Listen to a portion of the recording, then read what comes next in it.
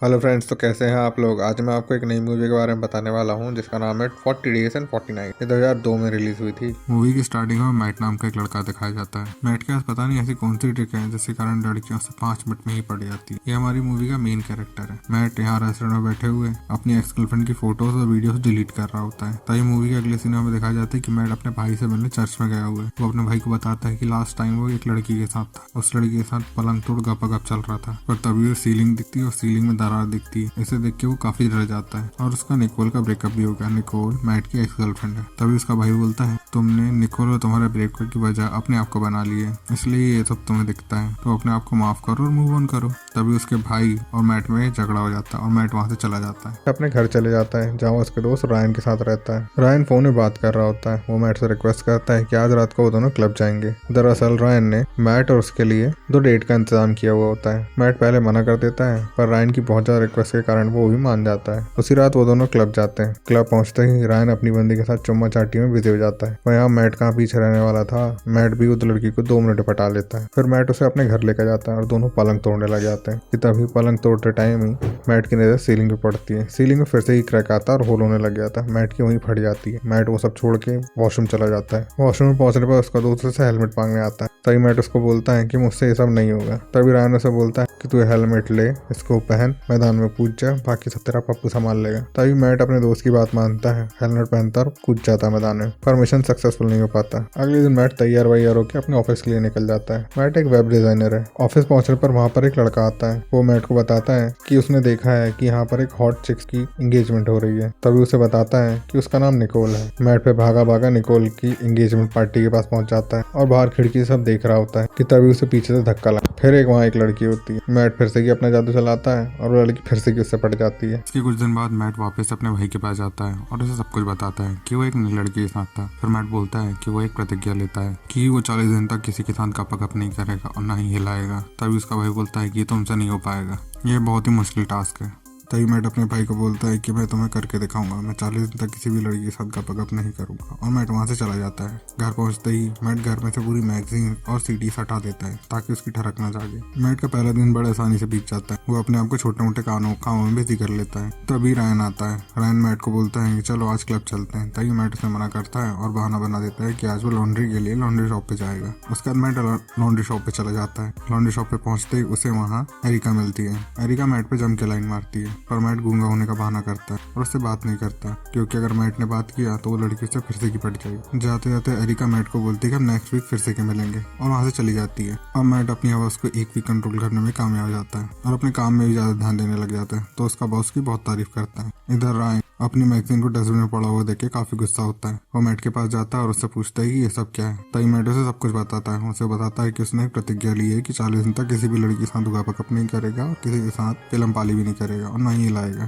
तभी रायन बोलता है कि तुमसे नहीं हो पाएगा, तुम इतने दिन तक नहीं रुक सकते। क्या तुम इस सड़ी सी प्रतिज्ञा लेके बैठे हो। अगले दिन रायन ऑफिस जाता है और सबको बता देता है कि मैट ने एक प्रतिज्ञा ली है कि 40 दिन तक किसी भी लड़की के साथ गपगप नहीं करेगा। तभी मैट के सारे ऑफिस के कलीग्स उसके पास सट्टा लगाने लगते हैं और बोलते हैं कि अगर मैट अपनी प्रतिज्ञा पूरी नहीं कर पाया तो ये पैसे उसको मिलेंगे जिसने बेट लगाई थी कि इसकी प्रतिज्ञा टूट जाएगी। मैट के ऑफिस के कुछ कलीग ये सब चीजें इंटरनेट पे भी डाल देते हैं और धीरे धीरे ये बातें पूरे शहर में फैल जाती है। लेकिन मैट को इसके बारे में कुछ भी नहीं पता था। जो लड़कियां मैट के ऑफिस में काम करती है उनको भी ये सब चीजें पता होती है। तभी वो लड़की आपस में बात करती हैं और बोलती हैं कि क्या तुम्हें लगता है कि मैट 40 दिन तक अपने आप को रोक पाएगा। तभी उनमें से एक लड़की बोलती है कि नहीं, परेशान मत हो, मैं अभी जाके उसकी कसम तोड़ती हूँ। और वो मैट के पास चली जाती है। मैट अपना ऑफिस का काम एक रूम में कर रहा होता है। तभी वो लड़की प्रिंटर मशीन में बैठती है और उसे सड्यूस करने लगती है और मैट को अपना नंबर देती। मैट जैसे जैसे अपनी जान बचा के वहाँ से भाग जाता है। शाम को मैट वापस से लॉन्ड्री शॉप पे जाता है। वहाँ पर उसे एरिका फिर से की दिखती है। वो एरिका से बात करने लगता है। तभी एरिका को पता लगता है कि मैट गूंगा नहीं है। इन दोनों की बातों को देख के ऐसा लगता है कि शायद मैट भी उसे पसंद करता है। तो मैट को बताती है कि वो एक साइबर कंपनी में काम करती है जहाँ वो अडल्ट वेबसाइट को ब्लॉक करती है। यही लोग है साला जो लड़कों की सुख चैन को छीने हुए हैं।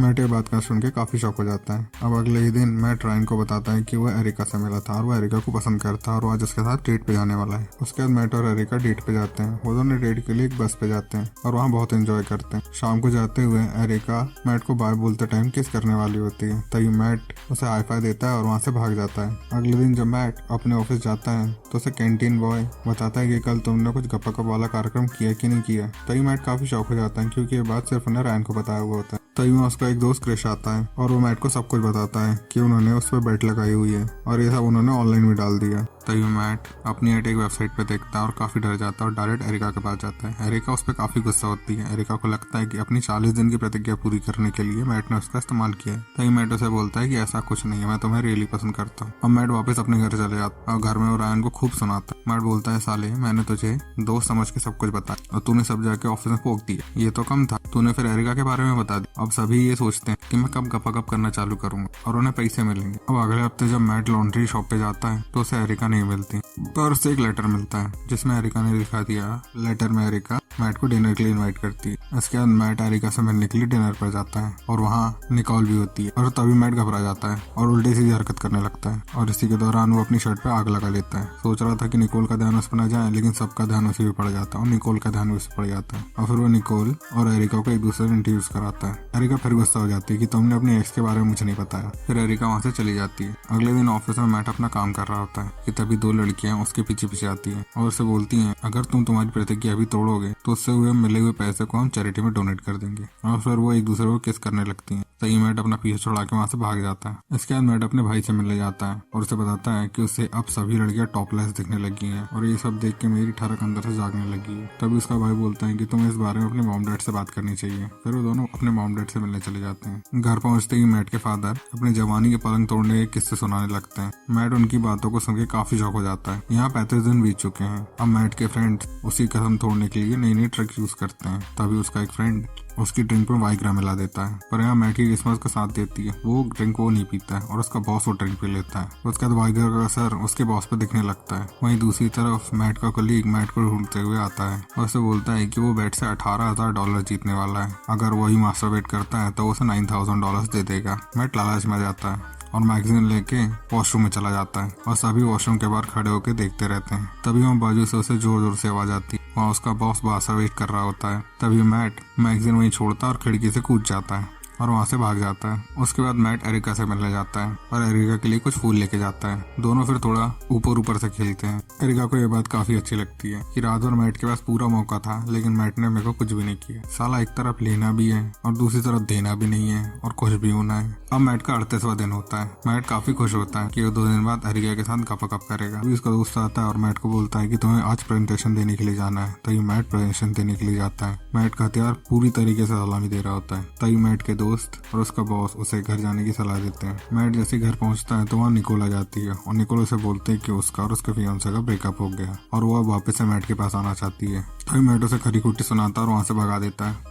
उसके बाद निकोल एक पार्टी में जाती है। तभी उसे पता चलता है कि मैट के ऊपर बैट लग रही है। वो अगले ही दिन क्रिस के पास जाती है और मैट के ऊपर बैट लगाती है। तभी क्रिस उसे बताता है कि 40वें दिन जैसे ही पूरे होंगे मैट एरिका के साथ गपशप कर लेगा। तभी निकोल काफी गुस्से में आ जाती है और उसे बोलती है कि ऐसा कुछ नहीं होगा, मैं उसके पहले ही मैट के साथ गपशप कर लूंगी। अब 40वां दिन आ चुका है। मैट का पप्पू जोरों से सलामी दे रहा है। मैट इसको बैठालने के लिए पूरी कोशिश करता है। उसके ऊपर बर्फ रगड़ता है, पानी लगाता है, पर इसका कुछ असर नहीं होता। आज मैट को पूरी लड़कियां न्यूड दिख रही होती हैं। तभी मैट इन सब से बचता बचाता अपने भाई के पास जाता है। जैसे ही वो गेट खोलता है तभी उसका भाई एक नर्न के साथ चुम्मा चाटी करने में बिजी होता है। तभी मैट अपने भाई को बताता है कि उसे पूरी लड़कियां न्यूड दिख रही हैं और उसके अंदर की ठरक जोरों से जाग रही है और वो अपने आप को कंट्रोल नहीं कर पा रहा है। तभी मैट का भाई बोलता है, यहाँ मुझसे मेरी नहीं धुल रही और मैं तेरी धोऊं, मैं अब पादरी की ट्रेनिंग छोड़ रहा हूँ। तभी मैट वापस अपने घर चला जाता है। तभी रायन घर आता है। वो अपने साथ एक कॉल गर्ल को लेके आता है। तभी मैट रायन को बोलता है कि भाई आज घर में गपशप मत कर, मेरे अंदर की ठरक पूरी तरीके से जाग रही है, तू मुझे हैंडकफ कर दे ताकि मैं कोई उल्टी सी हरकत ना करूं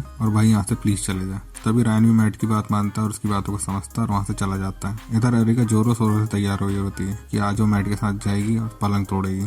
इधर मैट सो रहा होता है कि तभी निकोल दरवाजा खुला देख के अंदर आ जाती है और मैट के ऊपर चढ़ जाती है। मैट सो रहा होता है और सपने देख रहा होता है और इन दोनों के बीच गपशप का कार्यक्रम चालू हो जाता है। मैट को ये सब चीजें नहीं पता होती। मैट की जैसे ही नींद खुलती है वो सामने निकोल को देखता है। निकोल उसको देख के हंस रही होती है और उसे बोलती है कि मैं बैट जीत गई और वहाँ से चली जाती है। जैसे निकोल घर से निकलती है वहाँ एरिका होती है। एरिका अब काफी गुस्से में होती है। वो मैट को खरी खुटी सुना के वहाँ से चली जाती है। मैट वहाँ से उठता है और उसे मनाने लगता है। कुछ दिन बाद मैट वापस एरिका से मिलने जाता है। मैट उसे मनाने की पूरी कोशिश करता है और एरिका मान जाती है। इसके बाद एरिका और मैट घर में गपशप कर रहे होते हैं। तभी रूम के बाहर उसके सारे दोस्त बैट लगा रहे होते हैं कि मैट कितनी देर टिकेगा। मैट घर के बाहर आता है और इन सबको घर के बाहर निकाल देता है और मूवी यहीं पे खत्म हो जाती है। तो भाई अगर आपको वीडियो पसंद आई हो तो इस वीडियो को लाइक करिएगा, कमेंट करिएगा, सब्सक्राइब करिएगा और शेयर करिएगा। Thank you.